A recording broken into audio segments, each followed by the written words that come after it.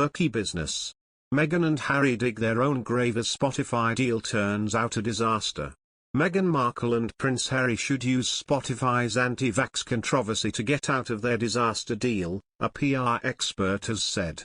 The Duke and Duchess of Sussex have released just over 35 minutes of content for the streaming giant so far, despite signing a reported £18 million deal more than a year ago.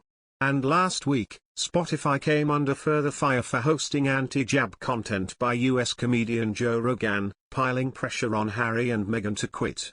In a statement released over the weekend, the couple insisted they were committed to continuing the partnership with the tech giant to ensure changes to its platform are made to help address this public health crisis. But public relations expert Anthony Burr believes the mega-bucks deal is now a disaster and the Sussexes should look at the situation very carefully to protect their brand's image. Mr. Burr told The Sun Online, "It's a bit of a disaster right now. You've got this coming out when people are looking. If it's not working or they don't like the deal with Spotify, this is the time they can step out and say, right, I don't like the content you're producing." Using the anti-vax stuff as an excuse would be the way out if they want out.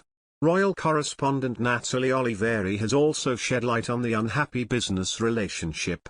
Speaking to Today Extra, Ms. Oliveri said, "They are one of Spotify's most high-profile clients. They signed a deal with Spotify in December 2020 worth an estimated $30 million, £185 million, but so far they've just produced one podcast that was released in December 2020. Last week it emerged that Spotify had actually taken back control of Harry and Meghan's podcast over this lack of content. It's all a bit murky there with the multi-million-dollar deal." Presenter Sylvia Jeffries added, "It doesn't seem like a very happy business relationship at this point."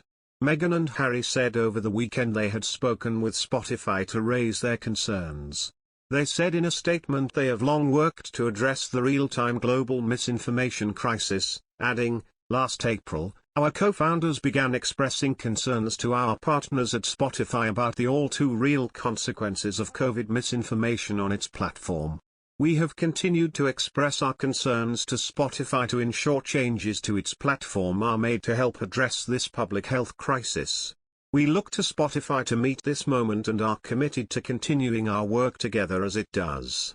Spotify previously said it bans false or dangerous deceptive content about COVID-19, which may cause offline harm and/or pose a direct threat to public health. And on Sunday, the company announced plans to add a content advisory to any podcast episode that includes discussion about COVID.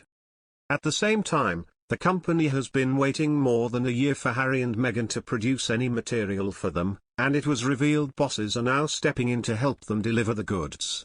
Anthony Burr now believes the couple will have to think carefully about their next steps, having already blundered into a number of deals.